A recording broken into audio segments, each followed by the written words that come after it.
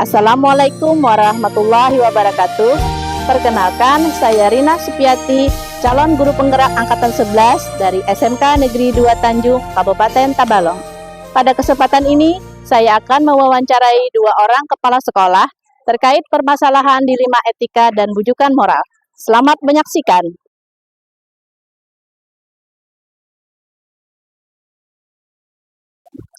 Assalamualaikum warahmatullahi wabarakatuh. Waalaikumsalam warahmatullahi Saya Rina wabarakatuh. Supiati, calon guru penggerak angkatan 11 dari SMKN 2 Tanjung, Kabupaten Tabalong.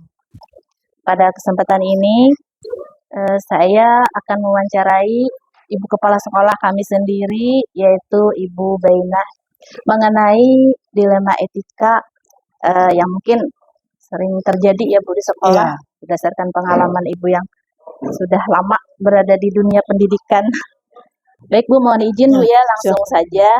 Yang pertama Bu, selama ini berdasarkan pengalaman Ibu nih, bagaimana Ibu mengidentifikasi kasus-kasus yang merupakan dilema etika Bu?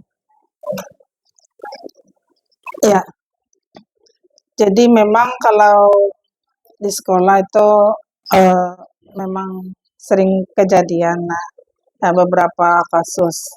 Nah, mungkin kita menanggapinya atau menanganinya itu kita lihat dulu jenis kasusnya, kemudian kita identifikasi masalahnya itu apa sebenarnya.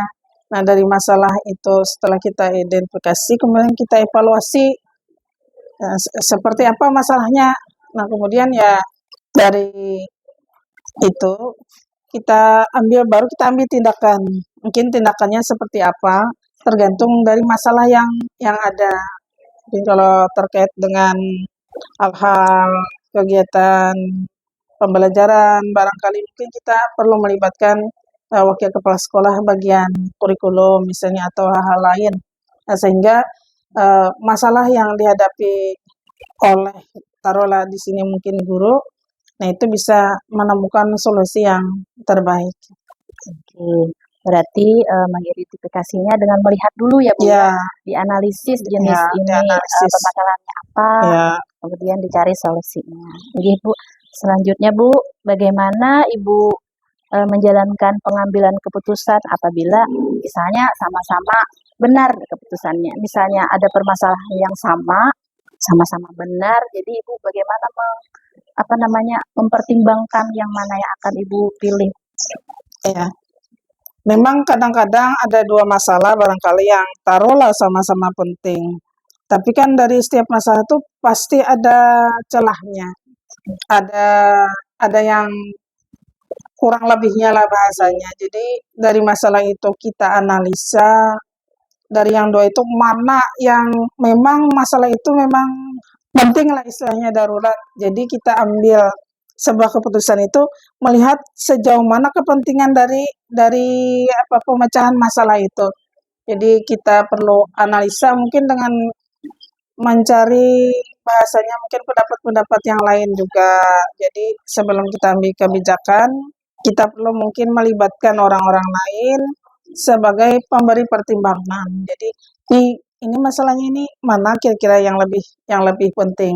Jadi kita lihat, nah kemudian kita dahulukanlah barangkali yang penting tersebut.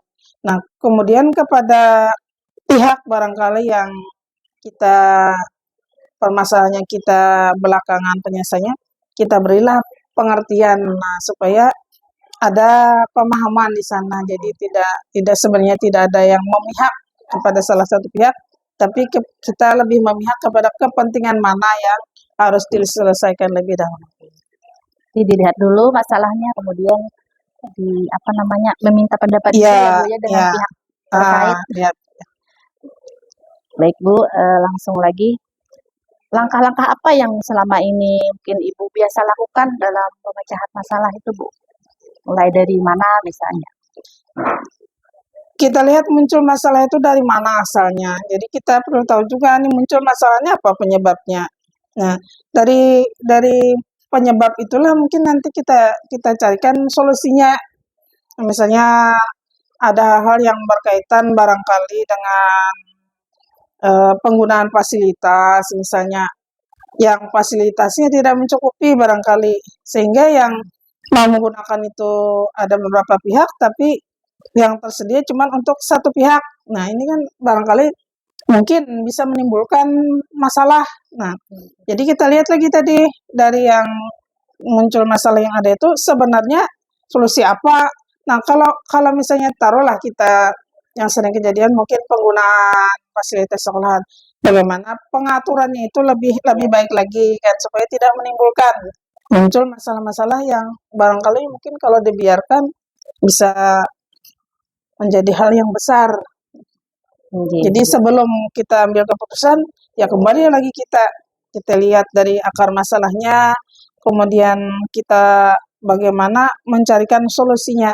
Nah, kemudian kepada pihak mana barangkali yang bisa membantu menyelesaikan masalah itu. Berarti dilihat dari akar masalahnya, Ya, kemudian pihak mana yang akan terlibat ya, Bu, Ya. nanti diikut sertakan. Kemudian lagi Bu, selama ini yang Ibu anggap efektif gitu untuk pengambilan keputusan ini yang seperti apa, Bu? ya dalam kita mengambil sebuah keputusan itu yang penting itu adalah solusi dari masalahnya. Jadi kalau kita tahu masalahnya, kita carikanlah solusinya. Jadi mencarikan solusinya itu yang merupakan hal yang penting. Jadi misalnya dia memerlukan apa, ya kita usahakan semampu kita menyediakan apa yang dibutuhkan. Jadi solusinya lah dari sebuah masalah itu apa, supaya tidak berkelanjutan lah istilahnya. Kalau kita hanya sekedar mengetahui masalahnya tapi tidak mencarikan solusinya, itu nanti mungkin tidak selesai masalahnya. Iya Bu ya, karena semua masalah itu bermuara pada adanya solusi ya, Bu. Kemudian Bu, selama ini yang jadi tantangan dalam Ibu mengambil keputusan pada kasus-kasus tertentu? Kalau tantangannya pasti ada lah. Kita dalam sebuah kebijakan kan pasti ada yang pro dan ada yang kontra. Nah, tidak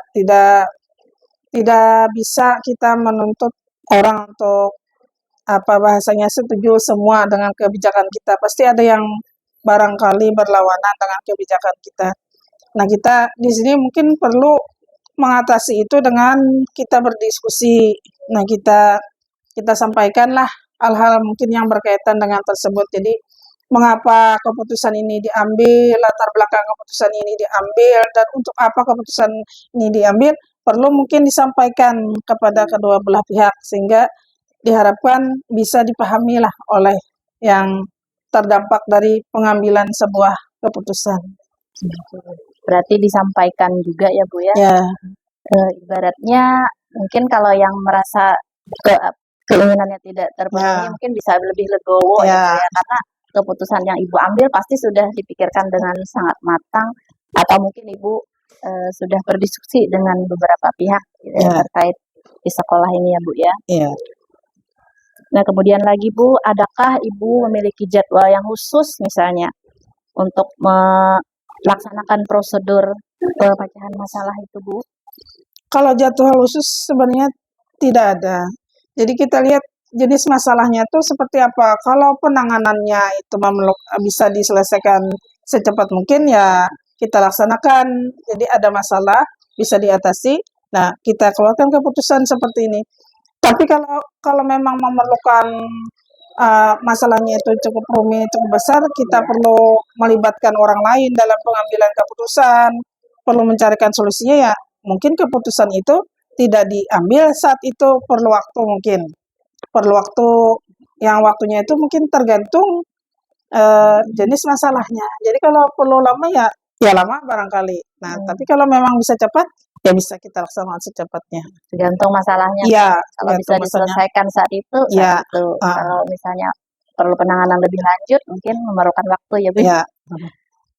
Ini Bu, selanjutnya apakah ada seseorang atau faktor-faktor yang selama ini membantu Ibu dalam pengambilan keputusan Bu? Ya. Jadi sekolah itu kan sebuah organisasi besar. Nah, kepala sekolah memang taruhlah pemimpin yang tertinggi yang akhirnya nanti mengambil sebuah kebijakan. Namun kebijakan atau keputusan itu tidak sepenuhnya semuanya, maksudnya tidak semuanya diambil oleh kepala sekolah, tapi ada beberapa keputusan mungkin yang harus melibatkan pihak-pihak lain. Nah, misalnya dalam barangkali penggunaan anggaran, kita harus melibatkan beberapa pihak yang terkait atau yang berhubungan dengan pembelajaran. Nah, mungkin kita melibatkan bagian kurikulum dan lain-lain. Jadi ada pihak-pihak memang yang barangkali sesuai dengan bidangnya yang perlu apa istilahnya kita rembukan. Jadi tidak semua keputusan itu punya latar belakang dari kepala sekolah, tapi ada beberapa keputusan yang memang melibatkan pihak-pihak lain. Melibatkan pihak-pihak lain yang Ya, mengerti hal itu, ya, yang yang berkompeten di masalah tersebut. Nggih, Bu, ini terakhir, Bu, pertanyaan terakhir. Mungkin ada pembelajaran yang mungkin Ibu bisa sampaikan kepada kami ini yang masih belajar nih, Bu, tentang cara mengatasi permasalahan dilema etika, Bu. Ya mungkin kalau kita mengambil sebuah kebijakan atau sebuah keputusan, perlulah kita yang pertama itu melihat jenis keputusan yang kita buat itu, kemudian bagaimana kemungkinan keputusan itu bisa dilaksanakan, dan dampak keputusan itu seperti apa. Jadi kita lihat dari awalnya dulu, kemudian bagaimana prosesnya dan bagaimana dampak dari sebuah kebijakan itu. Ya, mungkin ada hal-hal barangkali yang perlu tadi kita dalam mengambil kebijakan tadi melibatkan ya orang lain seperti yang kita sampaikan tadi, ya kita libatkanlah. Tapi mungkin kalau itu terkait dengan kebijakan yang simpel saja, tidak terlalu berdampak besar, mungkin barangkali cukup diambil oleh kepala sekolah. Jadi kita lihatlah masalahnya. Nah, kemudian dalam mengambil kebijakan sebagai kepala sekolah, kita juga perlu mempertimbangkan prosedur pengambilan kebijakan itu dan etika yang muncul atau dampak etika yang muncul dari kebijakan kita. Jadi perlulah kita selaraskan antara prosedur sebisa mungkin dengan etika. Jadi kita mengambil sebuah tindakan berharap itu menjadi sebuah kebajikan tanpa harus menyakitkan. Luar biasa, Bu, ya. Ulun banyak belajar dari apa yang Pian sampaikan. Mungkin insya Allah kalau di kelas pun mungkin ada aja permasalahan. Mungkin saya juga bisa menerapkan seperti yang Ibu sampaikan. Ulun terima kasih banyak, Bu. Ya, sama-sama. Mungkin sudah mengganggu waktu Ibu. Tidak apa-apa. Ulun akhiri, terima kasih banyak, Bu, ya. Ya. Wassalamualaikum warahmatullahi wabarakatuh. Waalaikumsalam. Kesempatan ini saya bersama Bapak Rudianto, Kepala Sekolah SMKN 1 Haruai. Selamat pagi, Bapak. Selamat pagi. Gimana, Pak, kabarnya hari ini? Alhamdulillah sehat. Alhamdulillah ya, Pak, ya. Kemarin saya sudah menghubungi Bapak, ya, ingin melakukan sesi wawancara demonstrasi kontekstual tentang dilema etika dan bujukan moral. Maaf ya, Pak, mengganggu waktunya. Oke, langsung saja ya, Pak, ya, untuk pertanyaan pertama. Selama ini bagaimana Bapak dapat mengidentifikasi kasus-kasus yang merupakan dilema etika atau bujukan moral, Pak? Untuk kasus atau dilema etika moral di sekolah, itu biasanya diidentifikasikan berdasarkan laporan dari guru atau wali kelas kepada guru pembimbing. Kemudian guru pembimbing melaporkan kepada kepala sekolah bahwa di